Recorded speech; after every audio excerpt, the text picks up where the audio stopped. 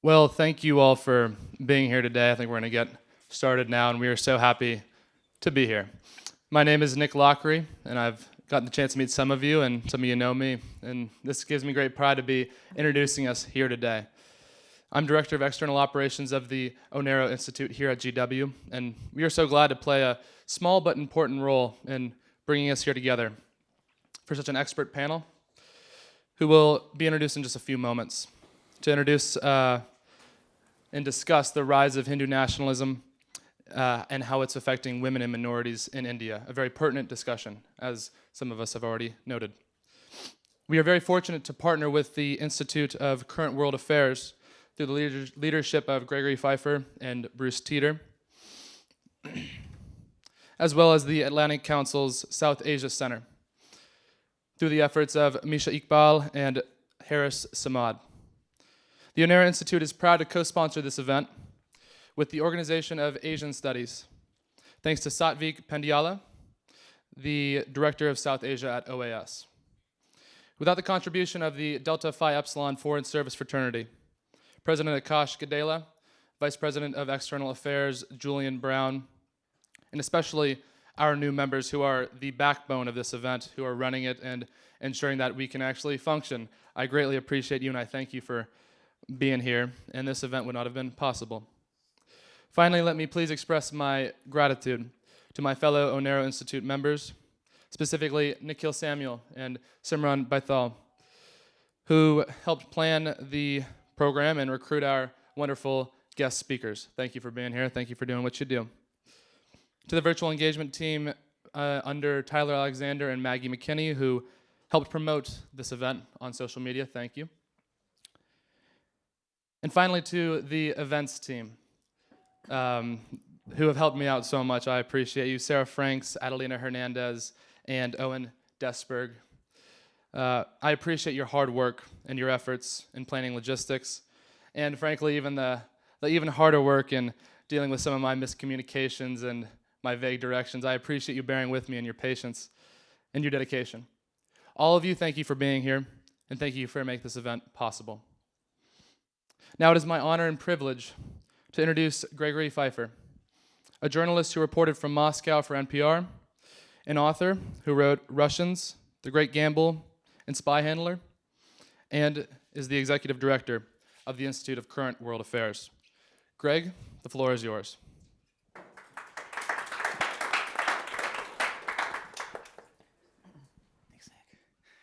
Thank you so much, Nick. Thank you very much to the Onero Institute and the Elliott School and the Atlantic Council South Asia Center. It's really terrific to partner with you. And it's terrific to see you all here. Welcome. It's cold outside, but sunny, and this is such a beautiful spot, and we have such a distinguished panel. I'm really looking forward to this conversation. I'll just say a few words before handing it off to Astha. And you don't really need me to tell you that it's a challenging time around the world when it comes to liberal democracy and human rights. In India, too, the populist Prime Minister Narendra Modi is promoting a strident form of Hindu nativism.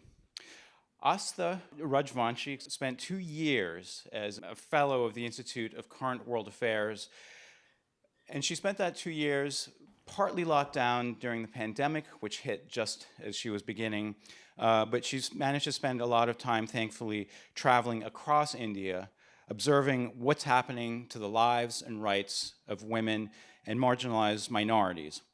We'll hear Astha report about her conclusions and her thoughts about what's going on in the country, and then she will join our distinguished panel of experts. First, however, I would like to say a couple of words about the Institute of Current World Affairs. ICWA, as we call it, sends exceptional young professionals abroad around the world on 2-year fellowships to acquire deep knowledge and deep understanding of global societies. One of our early fellows was a cub reporter for the Chicago Daily News before the Institute sent him to India in 1938. His name was Phillips Talbot, and he traveled the country reporting about the independence movement shortly before India broke from the British Empire. He met Gandhi and he met Nehru, who spent 3 days, they spent 3 days together, and Nehru described to Phil his work on his well-known history, The Discovery of India. Phil's experience enabled him to become a leading expert on India in this country, and a legendary diplomat whom President John F. Kennedy appointed Assistant Secretary of State for Near Eastern and South Asian Affairs. He later became president of the Asia Society. Another fellow of the Institute, a young fellow at the time, was named Pramila Jayapal, who went to India to discover the roots of her family's culture. She now leads the Progressive Caucus in Congress. And we also have another fellow here, Derek Mitchell, and there he is, who spent 2 years in India examining the impact of global trade and economic growth on Indians in poverty. He's now Holdeen India Program Director at the Unitarian Universalist Association, which supports aid efforts across the country. Astha was based in Delhi and Mumbai, and traveled widely, as I said. And since wrapping up her fellowship, she has just started, or is just starting a job with Time magazine in London. So congratulations, Astha. Thank you, Greg, for the introduction, and thank you to ICWA, the Atlantic Council, the Onero Institute, and the Elliott School for co-hosting this event and having us all in this beautiful space. Firstly, I would like to thank the trustees of ICWA for selecting me for this fellowship. Without their trust and support, I may have never had these incredibly exciting, enriching years where I got to explore the topic I'm most passionate about in a country where I was born, but which I didn't really get to know well until the last 3 years. So I arrived in India in February 2020 as an ICWA fellow, and during these 2 years, I set out to observe how women and marginalized communities were advancing under the country's political, legal, and social context. A big chunk of this was done during a nationwide COVID-19 lockdown, but in some ways this also provided the perfect lens through which to see how the government was responding to a national crisis and to whom it was giving priority.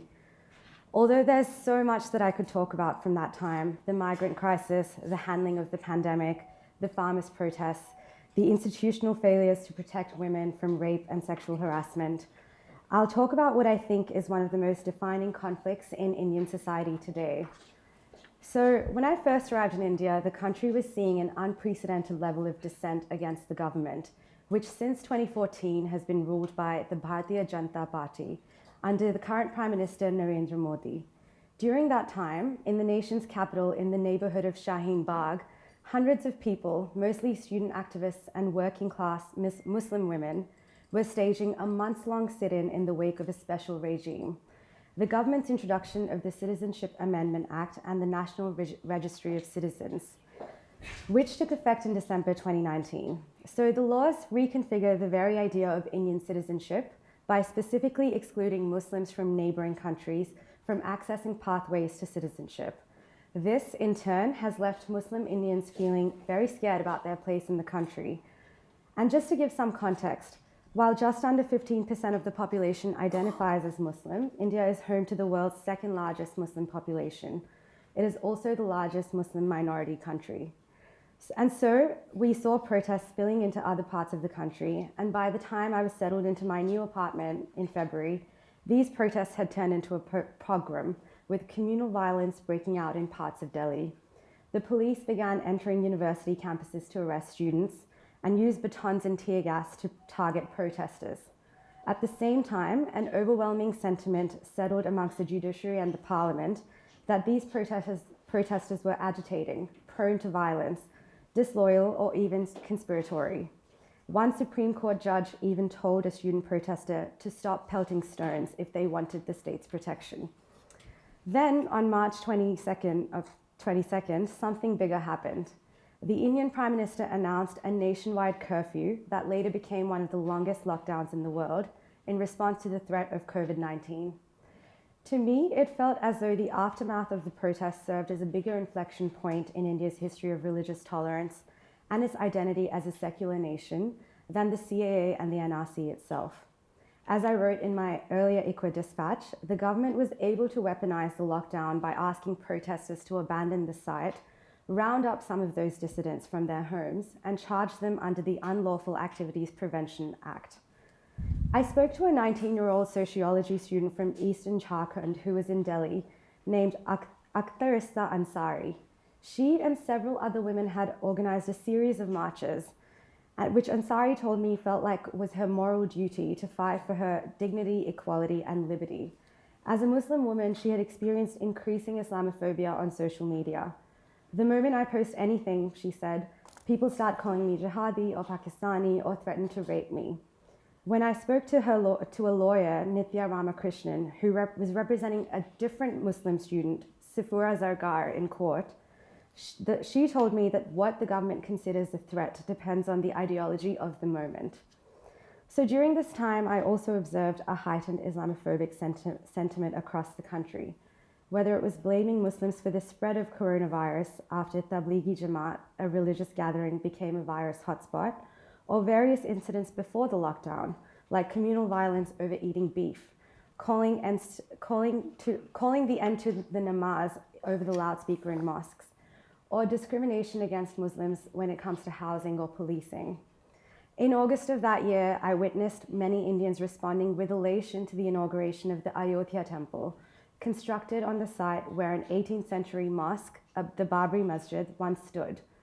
The site has been hotly contested for centuries until the Supreme Court finally weighed in and cleared the way for the construction of the Hindu temple.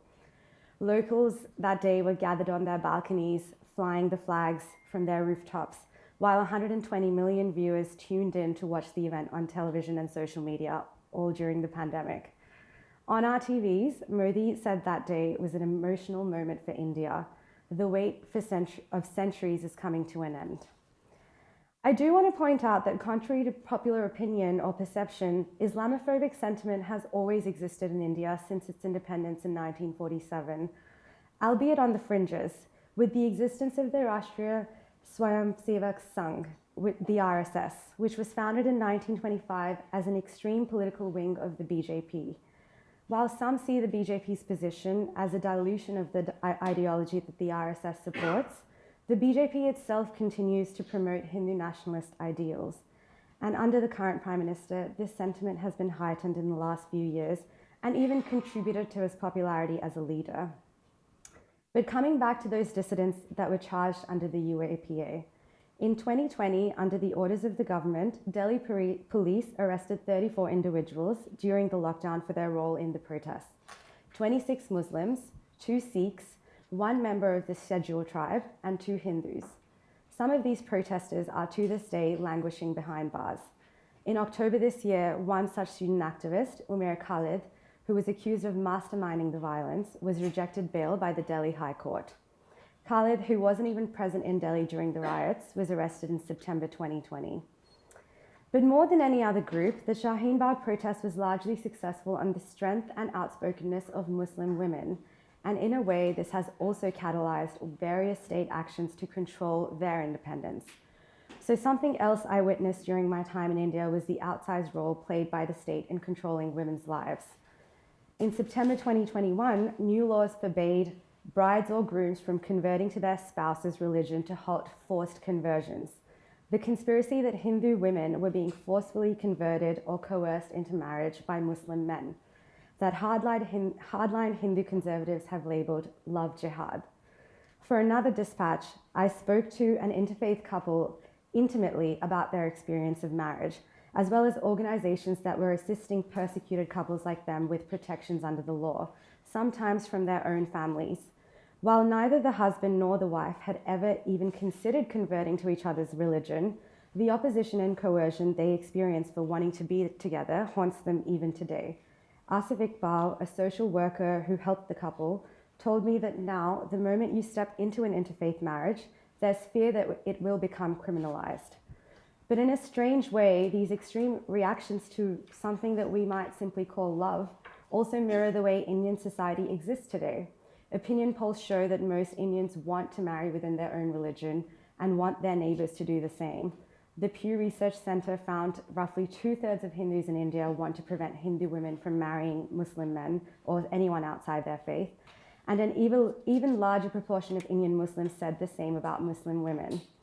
What is harder to quantify, however, is how these preferences have trampled on women's ability to make these decisions for themselves. Similarly, in January, a group of Muslim students were stopped from entering their college in a small town in the southern state of Karnataka for wearing a hijab. When the High Court heard their petition in March this year, the ban was upheld. The incident led to a 10-month-long polarizing debate in India, with the Indian Supreme Court failing to deliver a verdict on whether Muslim students can wear the hijab in schools and colleges. Two judges expressed opposing views. One judge upheld the High Court order from March and said that the hijab was not essential to Islam, and the other said the High Court was erroneous and wearing the hijab was not essential to Islam, was not essential to schools. But essentially what this means is that the debate over whether Indian Muslim women can wear the hijab will continue to consume the Indian public and the judiciary for some time to come. After I finished the fellowship, I continued to stay in India, in Mumbai, probably my favorite city in the world, and worked there as a freelance journalist. In August, India celebrated its 75th year of independence from British rule, which began with bloodshed, a partition from Pakistan, and mass migration across the two nations' borders. As I peered at the Indian flags that hung from every balcony in my neighborhood that day, it was a mandate passed down by the Maharashtrian government, but something that Indians were really happy to oblige with. I couldn't help but feel torn about India's place as the largest democracy in the world. In my 3 years, it was apparent that the free press, the civil service, the judiciary, and the treatment of Muslims has been eroded. But it was also true that the economy is fast growing, that life expectancy has doubled since independence, and that despite state-sanctioned discrimination, Modi is nevertheless one of the most popular prime ministers in Indian history, who has brought faith into politics in a way that many voters like.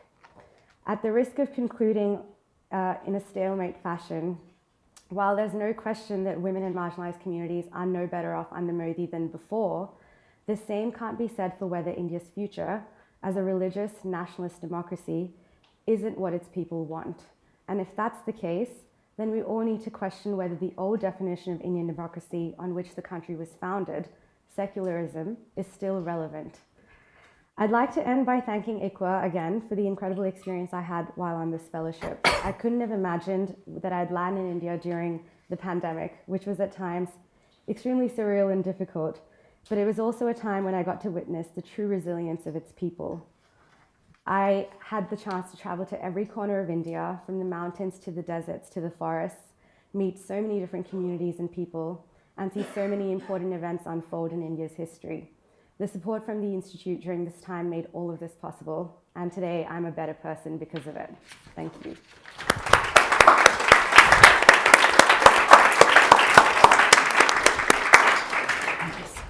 Thank you. Wow, that is amazing. Good morning. My name is Irfan Nuruddin. As Greg so kindly introduced me, I'm a professor in the School of Foreign Service at Georgetown University and Senior Director of the South Asia Center at the Atlantic Council. And it's my privilege this morning to moderate this conversation, which will include Astha, Professor Roli Lal, who's a professor here at GW, and my close and good friend, Dr. Amit Ahuja, who is a professor at UC Santa Barbara and a fellow at the Wilson Center. I actually think that largely my interest in this was both the topic, but also the chance to drag Amit into a conversation, since he and I have been having these conversations for the better part of the last 20 years, starting in Ann Arbor, where we were both graduate students. I want to put a couple of things in context before I engage my co-panelists. So Astha did an absolutely magisterial job in sort of locating both the present moment, but also providing some historical context. And let me kind of double down on that. I think there's a couple of things we want to keep in mind as we have this conversation this morning. The first is that regardless of all the issues that we might think about India, there is no disputing that its elections are free and fair and a model for the world, not just the developing world, right? But if you think about the logistics of what it takes to run an election in India, with the size of its electorate, with the diversity of its geography, with the logistical challenges, the fact that this is a country that for 75 years has managed to have universal suffrage elections that are competitive, that are never disputed. There are no claims that it has been stolen, right? There are no election deniers running around, running for president or Senate or being elected to Congress, right? Elections happen.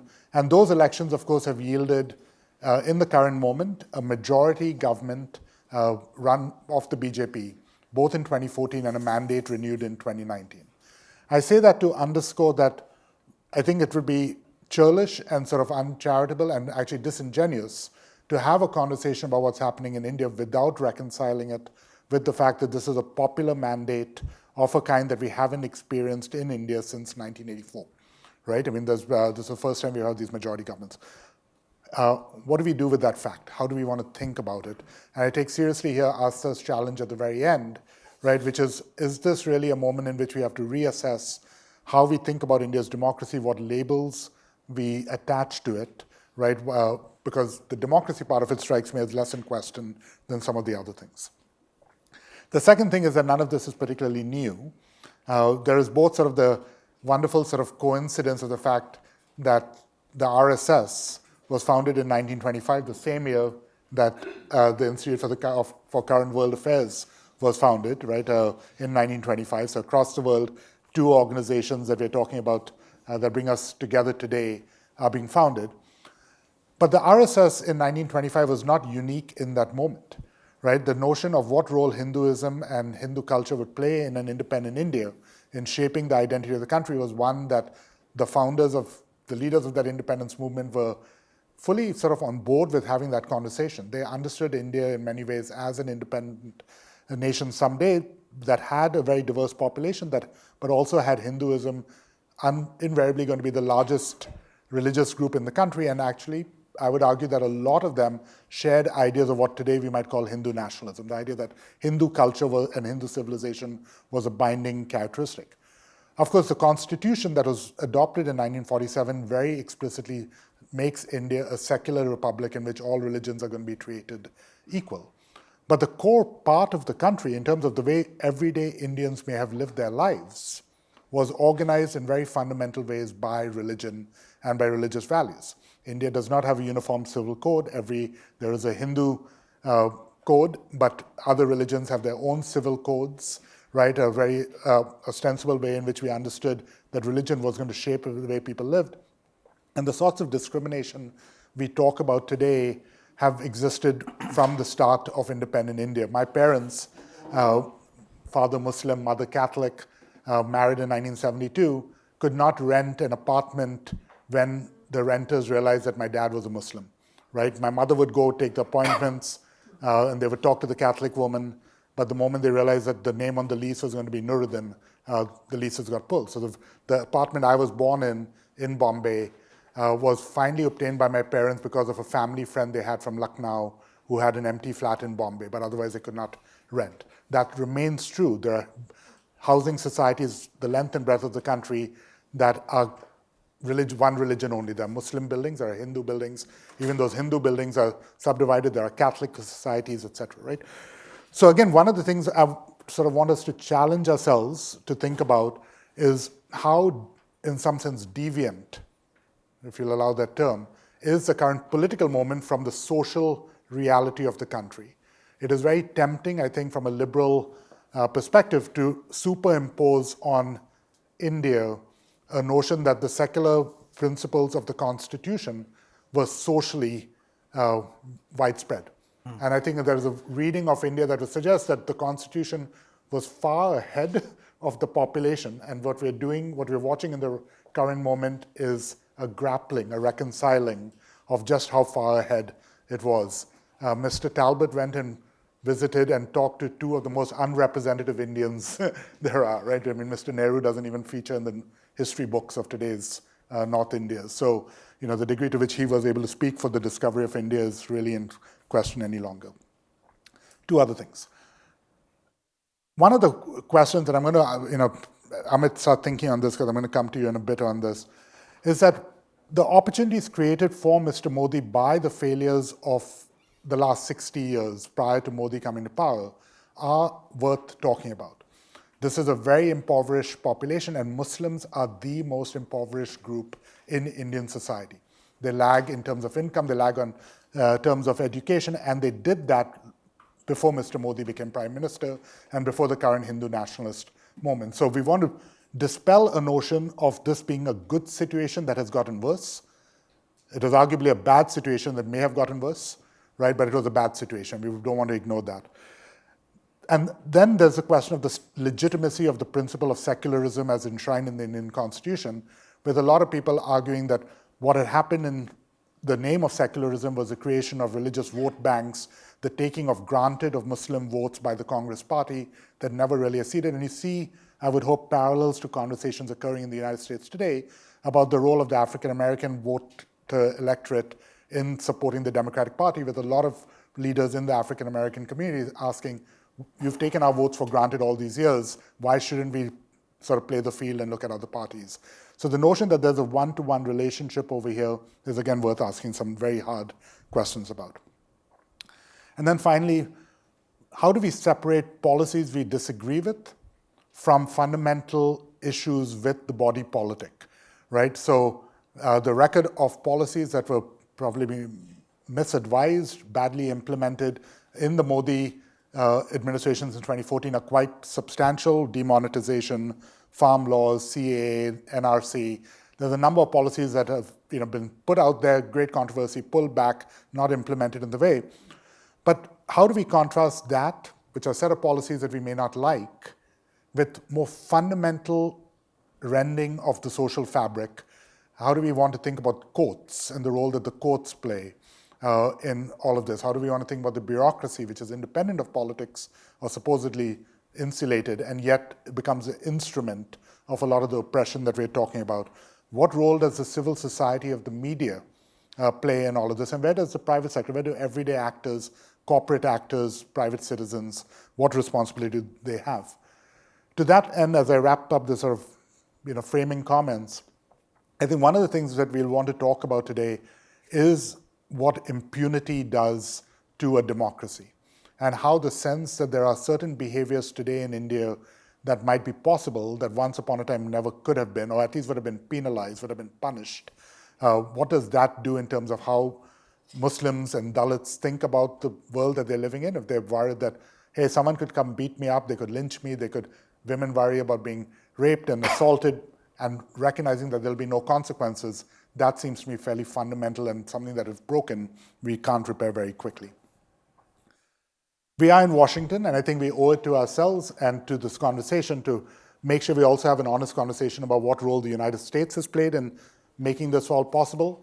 In 2014, when Mr. Modi came to Washington, he had gone in 8 months from not being able to get a visa to come to the United States to being taken to the Martin Luther King Memorial on a personal tour by President Obama, who then wrote the entry when Time magazine, your employer, named Mr. Modi one of the 100 most influential people in the world, and President Obama wrote the blurb on behalf of Modi in Time magazine that year, right?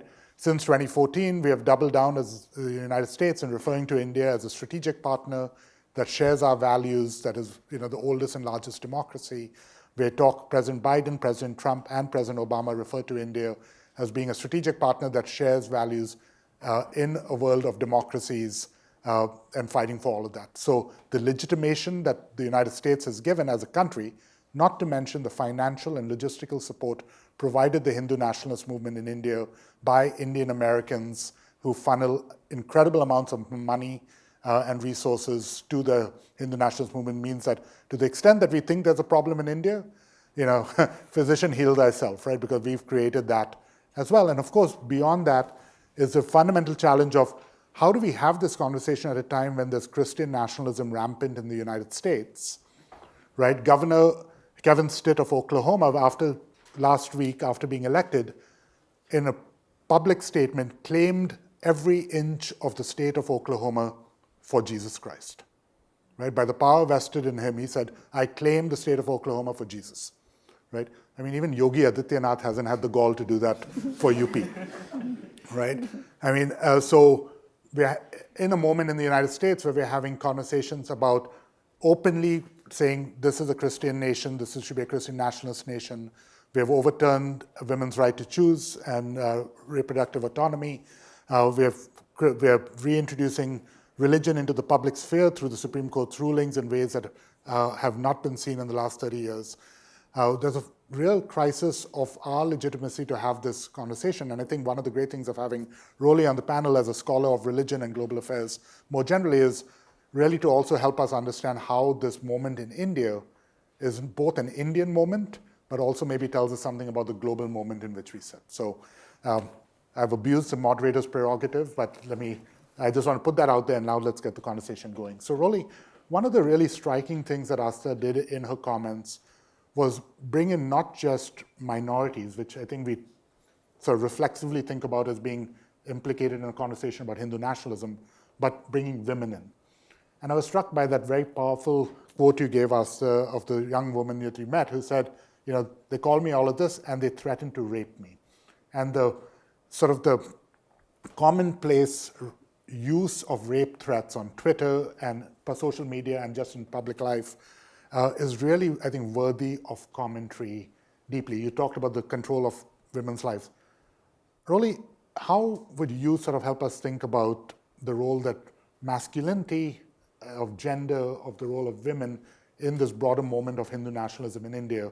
How should we locate that? Oh, it's an interesting question and an important one. Thank you. I think one of the things that people often don't think about is the extent to which women are central to not only Hindu nationalism, but all of the religious nationalist movements, really. They are kind of the crux of it. It's almost controlling the women in many ways is a way for the Hindu nationalist movement in particular, let's say, to kind of control the country, actually. Women are key in so many ways. The way that Hindu nationalism does it is several things. Number one, when they talk about, love jihad, for example, what we're really talking about is a kind of a neo-Nazi concept of pure bloodline. That's what they're talking about. The Hindu nationalists are saying that we need to keep the bloodline clean and pure. And in order to do that, the only way to really do that is to control the women, because the woman is the womb. The woman is the one who will control the bloodline of the species, and so the whole thing becomes quite absurd, and it really puts far too much emphasis on having a marriage between two Hindus, on saying that, if you are saying that India is a Hindu nation, then you are automatically trying to say that everyone in that nation needs to be part of this bloodline, ethnicity, and they're making it ethnic, and so first of all, that's one thing that is important to understand. When you start talking about rape, what's fascinating is, again, how women become this issue of control, that, the men say, hey, we are going to make sure you stay in your place. We will use violence, and we will use violence in this way. I mean, if you look around the world, even in the Russian battle in Ukraine, rape has been used as a weapon of war. And the Russians said, we will destroy your bloodline by raping women as we go through. And we have evidence of Russians group raping women in Ukraine in order to actually, they're hoping to obliterate the Ukrainian bloodlines. In India and Hindu nationalism, you also see similar battles. The issue of rape, how do we control women? How do we kill them? How do we obliterate things that we don't like? So there are all of these issues. Sorry, I could go on for a long time on this issue. But one last thing I'd like to mention is within Hindu nationalism itself, the fact that they are trying in some ways to elevate the role of women inside Hinduism and saying that women are key. We want to bring women into the fold. Women are key to Hindu nationalism. We need them to help recruit and raise the next generation of Hindu nationalists. Having said that, when you see the way that Hindu nationalists perceive the role of women inside Hinduism itself as a religious ideology, they are still, again, reinforcing gendered norms, saying that, for example, in the Sabarimala temple dispute that's been running for years, women of menstruating age not able to enter the temple based on the fact that the temple says you're not allowed to enter. so therefore, a large number of women not allowed to pray, not allowed to practice Hinduism they would like. So even within Hinduism, within that construct, they are falling for this concept of this disparity and not allowing equality. So in so many ways, Hindu nationalists are kind of pushing forward a, well, frankly, anti-feminist message. So thanks. Let me push you on one thing, though. If you think about the anti-woman movement in the United States, I would argue that there's a deeply religious sort of rooting in that. But even if you think of things that aren't ostensibly religious, the hijab ban in India, to me, seems to raise deep questions about how we and why we accept the ban on burqas in France, right, under laïcité, for instance. In Sweden, similar sorts of bans and constraints on Muslim women's choice to voluntarily wear face coverings are being considered and passed into law, for instance. To what extent is religion, let's be very provocative, to what extent is the way in which modern religion plays out in the public sphere inherently anti-feminist or anti-woman, or is that a false equivalence? Do you think that what's happening in France is systematically different than what was being attempted in Karnataka, for instance? No, it's a great question. I'm glad you brought it up. Thank you. I think there's something that needs to be looked at more closely in terms of the way that identity, national identity, is being used. So, for example, when you look at laïcité in France, frankly, I'm going to give them a little bit of a pass because it is woven in French national identity to have a state that is freedom from religion, not freedom of religion. The French state was constructed to say that we don't want intervention of the church in the state. It was originally to make it independent from the Catholic Church. So for the French are actually being internally consistent in the sense that they're saying we don't want, intervention of religious symbolism and ideology. Whether or not they, apply it even handedly is another issue. But as a national ideology, they are internally consistent. So when we look at a country like India, which is saying, okay, in certain cases, we're going to have a hijab ban, you can't wear a hijab to school. Well, are they telling Sikhs that they cannot wear their turban? Are they telling the Christians that they cannot wear their cross? I mean, are they telling Hindus, that they can't wear, a string or whatever? If you're going to construct this as part of your national identity and you're going to say that this is something that we are making constitutional and we are being even-handed and equal to all religions about this, then India has to think about that. But I do not see them doing that in this way. They're doing it in a biased manner. In the US, it is freedom of religion. So you want to wear your hijab, wear it. You want to wear your cross, go for it, and your turban. And I would say, again, it's consistency of application towards all members of your society. And India has to think, the Indian Supreme Court really has to think very deeply about this. Yeah, just two sort of addendums to what Rolly said. One is to recall that parda and face coverings is not uniquely Muslim in Indian society. There's lots of different religious communities practice versions of that. One could make the argument that they're all anti-women. I'm likely to be sympathetic to such an argument, but it's not a uniquely Muslim argument, so the consistency thing. The second is sort of historically the way in which we construct the notion of separation of church from state in the Western context was because the church as a thing existed, right? There was a church as a formal political institution that you were trying to protect public governance from. In India, where you don't have an organized church, there is no Hindu one church, right? The notion of separation of church from state became a very tricky thing for the framers of the Constitution to grapple with.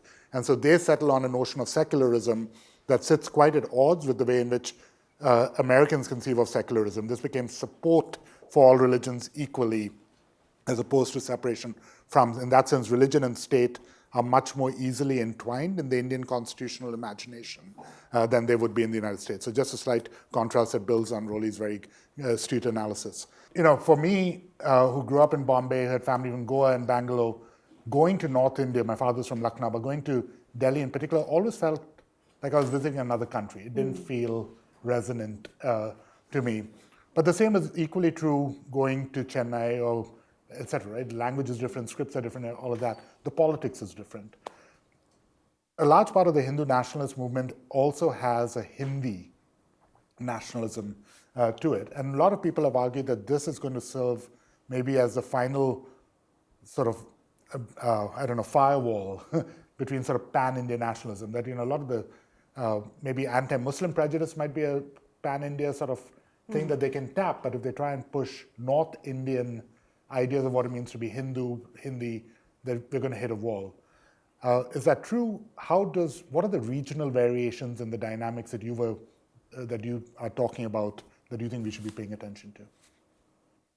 Yeah, it's a great question. My parents are from Delhi, so I think that they would not be happy that you said that. But I think interesting state that I went to is West Bengal. And there you're kind of seeing an opposition that's not the Congress sort of take hold of the state. Those people are very much Hindu, but what I observed was that their love for Mamata Banerjee, who is the chief minister of that state, was immense, and it was directly in opposition to Modi's popularity. For a while, there was a talk that Mamata Banerjee would then try to contest in other states, or her party would try to contest in other states. That obviously wasn't so successful, but I think that Bengal was like an interesting example to me because it was not, I guess, the North Indian Hindu version that we often think about. It was a very distinct Hindu culture that existed alongside a political ideology that was different to the BJP's. And then similarly, when I went to Goa, it was really interesting to meet young Goans there so Goa used to be a Portuguese settlement, and after the Portuguese left, they allowed 3 generations to become citizens of Portugal. So we're now seeing the last generation of those Goans reaching for those citizenships. And I spoke to a Muslim Goan there, but the same was true of many Christian Goans. Christianity is the main religion in Goa.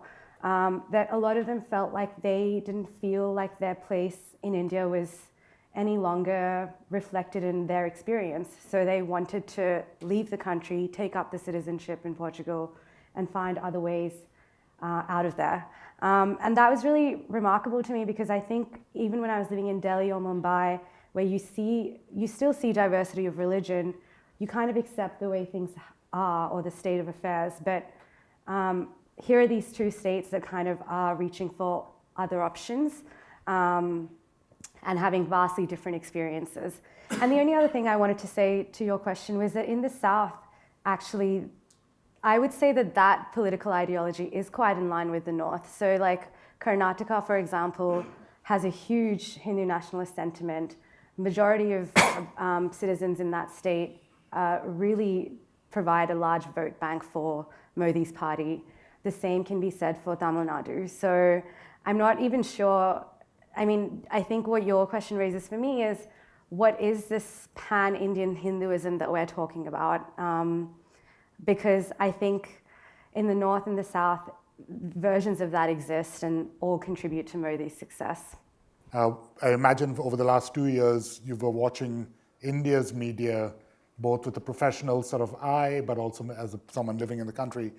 I think for a lot of us, sort of what's happened to quote-unquote mainstream media in India seems very depressing, right? It's a country with incredible penetration. One of the stats that I'm sure is already dated, but there was a point a few years ago where India had, 400 plus 24/7 news channels on television, right? Because all the different languages have their version.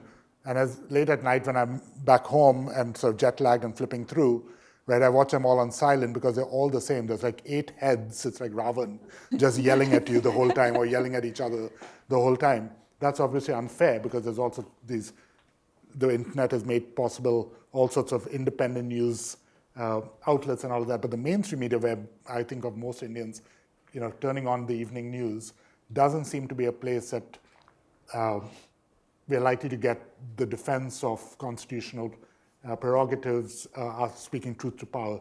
Is that fair, unfair? As you lived in India, talking to fellow media professionals, how do they think of what's happening in their own industry?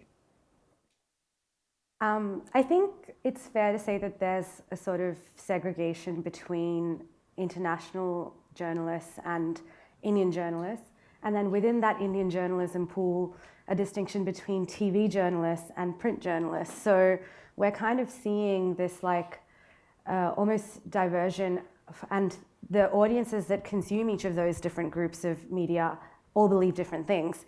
But it's undeniable, as you said, that television screen with 8 commentators screaming at each other, that's like the majority of the news consumed by people living in Indian households, middle-class Indians. And that, I think, has a huge impact on the way that they think about Indian politics and news affairs. And it's interesting because foreign journalists often feel quite like under attack or feel quite scrutinized by the government, and oftentimes have been denied entry into the country as a result of their reporting in India. So I don't really have a clear answer to your question, but I think it's true that TV news has really taken hold of the country in a way that other publications haven't. And the other reason for that is also WhatsApp. So you're often seeing forwards of like random commentators saying something outrageous being sent across Indians and their families, and you'll watch one clip of someone saying something that's deeply misinformative being propagated as the truth. And so, and there has been also a curbing of independent media by the government. So when you have those two things happening at once, you kind of don't have an option but to consume what's being fed to you. At GW, I understand that you lead interdisciplinary conversation about religion and global affairs. And in that context, I was hoping you could help us think about the role that Modi's projection of India on the world stage has reverberated at home to sort of just create a very different conversation, right? This notion that India is being taken seriously on the world stage in a way that it wasn't once before, that it's now ready to assume its rightful place. I saw in the bookcase on the ground floor, Dean Ayer's book, Our Time Has Come, right? I think is effectively this notion that India is finally there. How does that dynamic, this idea that there's a confidence, a muscularity, if you would, to the way India talks about it, is that an outcome of what Astha is talking about at the domestic level, this Hindu nationalism? Is it a reverberation? Are they kind of independent? But how should we think about religion and global affairs in the context of India? Yeah, I think it is a fascinating nexus that's going on with India, where India has seen a rise. It's doing economically very well. It has more prominence on the global stage and with the US, at the same time that it is becoming more Hindu nationalist and possibly more of an ethnically Hindu nation. I actually, to some extent, think that these are independent of each other in the sense that India is doing well. Do I think it could have done well without turning Hindu nationalist? I do believe so. I do believe it could have done so with using proper, again, economic liberalization policies and so forth. Having said that, the world as a whole, as we're seeing in the US today with the rise of white Christian nationalism, and in many other countries around the world, we're just seeing a general turn towards religious nationalism in many countries, including India. And I would say what is maybe an important focus as these nations rise is thinking, is it necessary? I don't think so. The US was doing quite well economically as a democratic and relatively secular nation. So using the US as an example, I would say that I can't see any good reason why India couldn't pull it off without turning Hindu nationalist. I would say, if anything, the US is doing somewhat worse at this point as it's turning religiously nationalist. So the real question is, with regards to India, how can India put the genie back in the bottle? Is it possible for India to be a stable and democratic nation with a type of secular values that India did idolize after independence?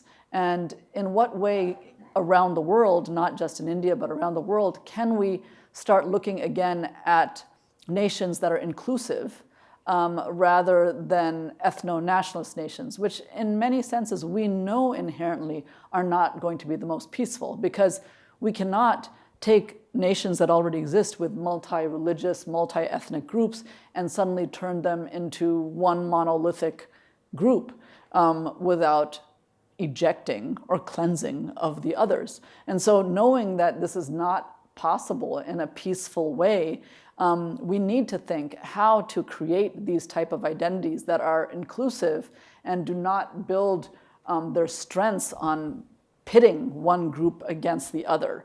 I do think that good leadership can get us there. The question is, who's going to take that? Yogi Adityanath. No.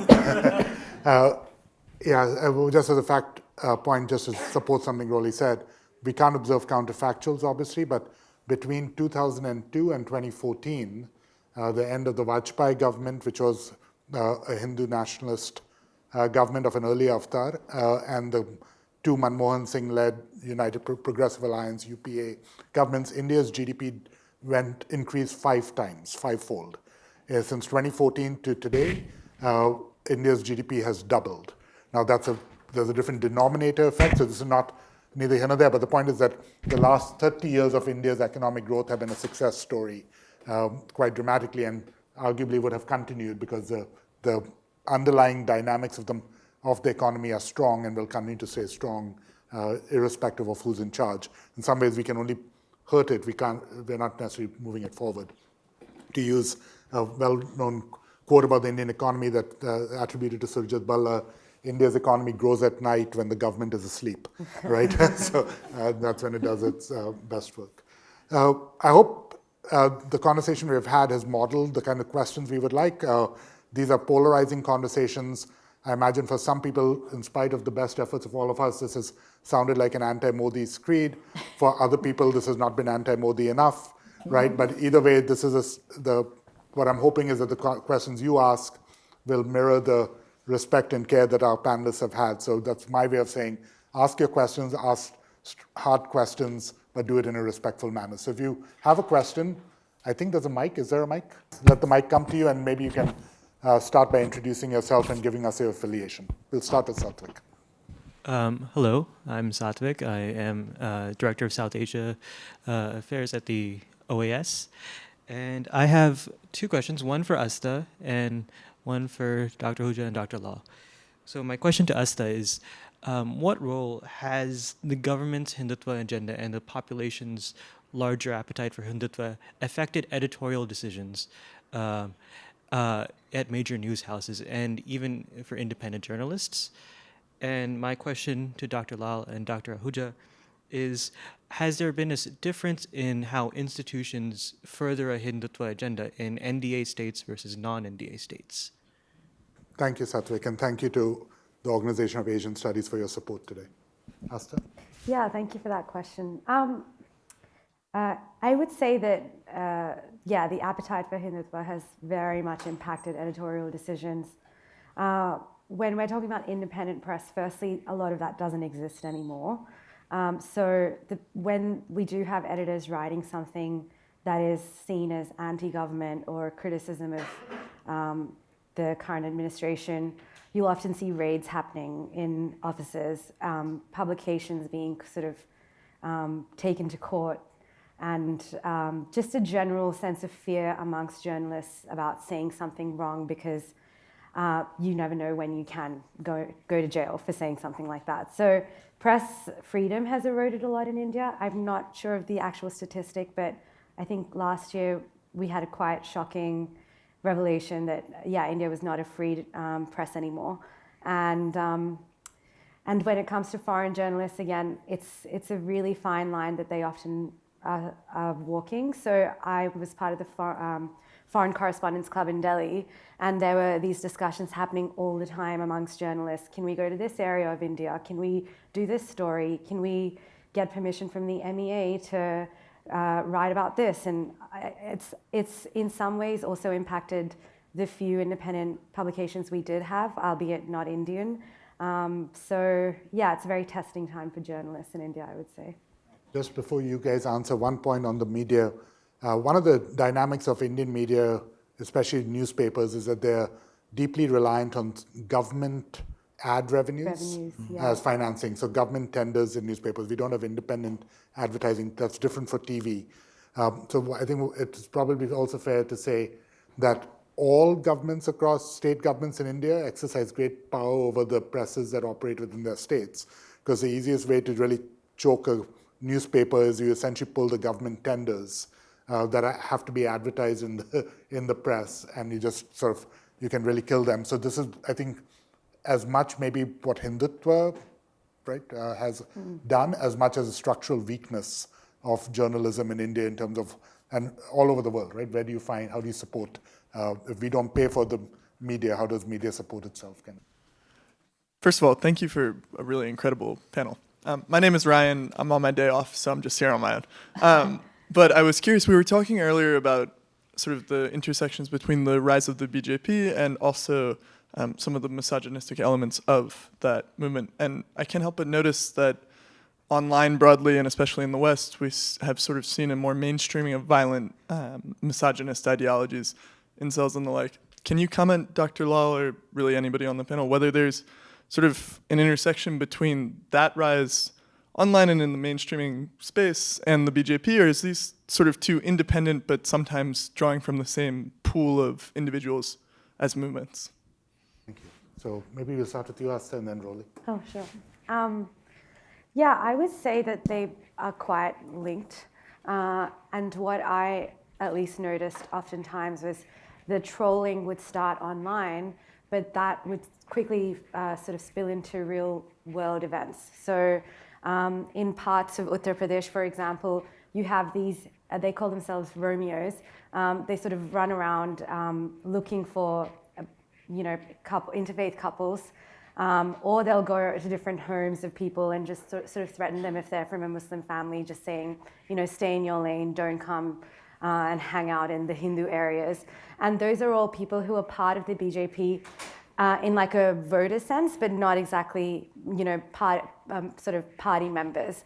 And so what I noticed across India was for a lot of, we use this phrase a lot, I'm sure you guys will agree, angry young man. So the angry young men of India are feeling very emboldened at this time because for a long time they've been disenfranchised, not just because of current government policies, but past economic policies. A lot of them at the moment are unemployed. A lot of the educational attainment that they achieved in the last few years, which was originally seen as a path for success, is no longer working in the current economy. And so they are trying to find relevance in Indian society. And one way that they can do that often is by becoming part of the BJP Hindu nationalist cause. So then they'll go into their own society, in their own colonies, or wherever they are in their neighborhoods, and try to impose that sort of version of like macho sort of male onto their family, their friends, their communities. I'll just add to that looking in particular at the online communities globally and misogyny, I think it's a great question, and it is something that we have seen. And to a large extent, there's also the issue of the dynamics of online life. And what we have seen over the years is that it amplifies the most egregious and offensive players. People can anonymously post all types of offensive things and extremist ideas, and these often using the algorithms online are elevated beyond what would probably be their true level of support, because one thing that we've seen over time is that offensive things get more likes and they float to the top, and then they become, I think to some extent they are making people immune. So whereas hate speech, and whether against women or minorities or whoever, this type of hate speech before social media, let's say, was something that in polite society, when someone starts spouting this, you think, wow, that's a crazy loony bin. Someone should move them, somewhere else. But online, with the anonymity that it allows, these crazies are able to put it forth, and then people look at this and say, hey, that's acceptable. No one's moved it. You know, people are saying it, people are liking it, therefore it must be acceptable. And I think it's actually changed the goalposts of what is considered acceptable in society, and that is dangerous. You know, it is dangerous that under the rubric of free speech, we now find that hate speech around the world and speech that is pushing people in the direction of being extremely misogynistic and hateful is growing. I think that's something we need to think about. Thank you for this panel. And my name is Ridhima. I'm a student with the UCDC campus. It has been very enlightening, as someone just mentioned, to have these conversations around women and minorities in India. As an Indian American woman myself, we often grow up hearing stories of the horrors that women and the Dalit community face.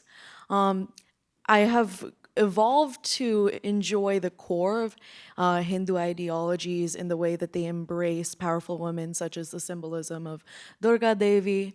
How does the Hindu Nationalist Party reconcile these strong images of women with these macho ideologies? And how do they excuse the mass spread violence against women? Very good. There's, I think, one right behind you. Hello. First of all, thank you so much for an incredible panel. Stand up. My name is Shreya. I'm a student at George Washington. I do international affairs. And my question was about the role of women in shaping and then reproducing the nationalist agenda. So we often hear about women's role in Hindu nationalism as being on the receiving end of victimization, but we have seen that with the rise of the Indian middle class, the previously disenfranchised Indian woman has now spearheaded some of the very repressive practices and systems of Hindu nationalism, and they have made these negotiations where this agenda actually appeals to them. So can you speak of how Hindu nationalism has created opportunities for women to rise to power and then reproduce these oppressive systems for other women and minorities? Stanley Kober. The situation reminds me of Lord Acton's essay on nationalities in 1862. He warned that the nationalism that emerged in France following the revolution was being absorbed by Germany. And this clash of nationalities would dominate Europe. Shortly afterward, you had the Franco-Prussian War. I lectured in South Asia in 1990, I saw this. We had encouraged the Islamic extremism in Pakistan because of the Afghan war. I had the sense in India that this was being absorbed. I saw in New Delhi signs warning about the dangers of communalism. And it seems to me that's what is happening now. There is an echo of that. And as an American, I have to admit, I feel a sense of responsibility that we did not pay attention to this during the Afghan war. And one of the things I would suggest in the future is re-examining that question to find out what our role might have been so that can inform our policies in the future. Thanks. Those are a whole amazing set of questions. First, I want to hit the point of no return, because I think that's really relevant. I do think that there is a point of no return, and I think that it may actually be war, and the question is what kind? Are we talking about world war again? Is that where we finally get that pushback against nationalisms? I'm not sure. I'm not sure if I really want to predict that. But I do think that that is the point of no return that we don't want to get to. In terms of women in the Durga and the concepts, how does this all match? I think it's fascinating. I actually think it's not the way that most people think it is. Whereas women do take a form of leadership inside these organizations, whether it be whatever, RSS or BJP or whatnot, the more powerful role that women are playing in the Hindu nationalist movement is in families and in pushing forward the culture and pushing forward, for example, the importance of caste in marrying off their children, in raising their children in a Hindu nationalist manner. Women have the most power in society to bring forward change. And when women inside Indian and Hindu society go around policing each other in this manner, did you teach your children the right thing? Did you marry your children to another Hindu of the appropriate caste? Did you? This type of social policing is where women are the most dangerous, actually, in India today. So in terms of pushing forward this agenda. And then lastly, on the issue of the Afghan wars, I think that's brilliant, Stanley. I think that I'm going to have to look into that. And it's very possible that it's true, the US did push forward a nationalism, a religious nationalism. It's true, we know that we did help form the Taliban and so forth. But the question is, did we therefore, in contrast, push Hindu nationalism? And it may be so.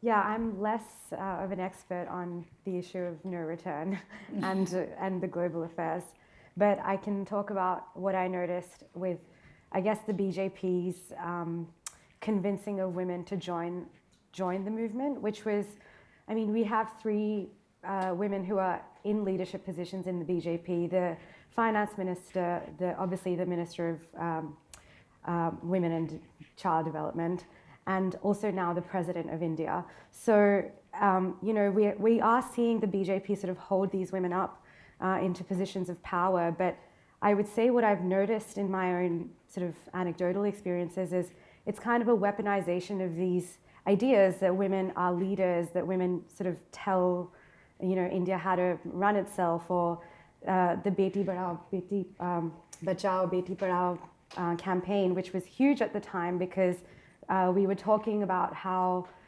women were being left behind in education, how there were no toilets or no hygiene levels available, like no toilets available for women to use in rural areas of India. So these campaigns have come in as a sort of, I would say, slapstick approach to show us that, look, we do care about women and we are doing all these things for women to feel like they can be equal. But then, as you said, that dynamic completely changes behind closed doors because we are still operating in familial positions where women are subservient to men. Wonderful questions. The point of no return, I think, depends on what our diagnosis of India today is. So is the concern the undermining of public institutions, checks and balances on the executive? There, I think there's the potential point of no return.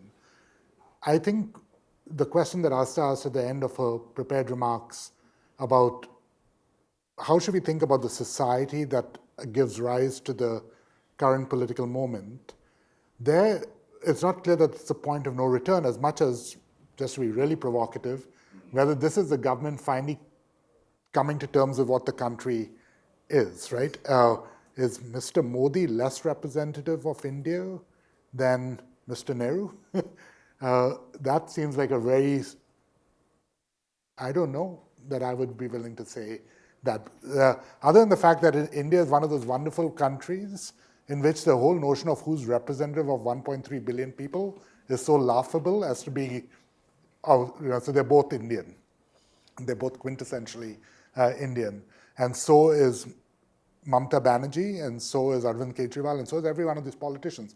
The elections in India really do work, right? They really do reflect it. But the dynamic of first past the post elections, in which you have multi-party competition, means that electoral math can be very hard-nosed.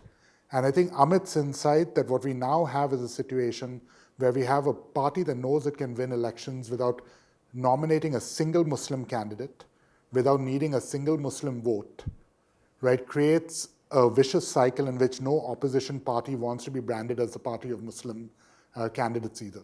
So in a country of 200 plus million Muslims, Muslim representation in the Lok Sabha is at an all-time low, right? So even while these elections are functioning perfectly well, Muslims are no longer represented in everyday politics, right, at the highest levels. They're not represented in state politics. We have Arvind Kejriwal, who's the chief minister of Delhi and was for a while seen as sort of a hope of being an anti-Modi opposition, arguing in the last week that the government should put images of the goddess Lakshmi on currency notes to bring back prosperity to the country, right? So if this is sort of what an IIT graduate's idea of economic policy is, Except he's not dumb. He doesn't think that. That's an election play because they have decided that the way in which you deal with the BJP is that you got to be, if they're Hindutva, then you do soft Hindutva or whatever it is. But there is no winning. And I think other people will point out, as my parents, right, neither of whom were fans of Mr. Modi, but who remembered a different age, that in the era of 1975 was really the fundamental challenge to India's democracy. And India came back from that. That was not the point of no return. That Rajiv Gandhi and Indira played with communal tensions in Punjab and in UP to the detriment of the country, that these are not the provenance of one government. And we make maybe a category mistake if we think that the challenge is Modi and Hindu nationalism as opposed to the society and to the institution. So in that sense, maybe just as a very two closing remarks. So the first is, I wonder whether when we have these conversations, if we care about the future of India, as we should, it's 1.3 billion people, it's a close friend and partner of the United States, that we stop using the phrase Hindu nationalism as if that's the actor, right? Because that, I'm not sure, if we think about today's conversation, and if I asked you, if we just had the entire conversation today but never referred to Hindu nationalism, just referred to a populist leader in charge of a party that can win votes without, would we have had any content differences? And one could argue not necessarily. One could argue yes. But being very clear about what part of it we think is the ideology of Hindu nationalism as opposed to what parts of it are police force that are not functional, impunity, courts that don't check and balance, media that doesn't operate. That tells us where we should invest our energies in trying to help create a better future for India. The second, I think, is sort of grappling with, there are no heroes in a sense, but they're not all devils either. I've met over the last 8 years any number of people who are leaders in the BJP. I've had the privilege of meeting people from across the political spectrum. I have to say that my general assessment of Indian politicians has gone up with every one of those meetings. On the average, they strike me as really hardworking, serious people. I don't agree with their policies, but I think it's worth just remembering that the folks living there are trying to create a better India. We might disagree on how do we engage in that conversation. I think that's really the key. So just as concluding, this is the week of Jawaharlal Nehru's birth. He was born on November 14th. Once upon a time, we used to celebrate it as Children's Day in India. I don't know whether they still do. So here's a quote from Glimpses of World History. And so I've always thought that the best way to find out what is right and what is not right, what should be done and what should not be done, is not by giving a sermon, but by talking and discussing. And out of discussion, sometimes a little bit of the truth comes out, right?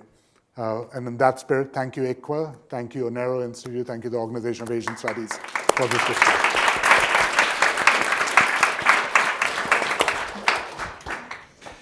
Thank you very much, Irfan, for moderating so brilliantly and also organizing. You can read Astha's dispatches, her recent dispatches, on our website, www.icwa.org.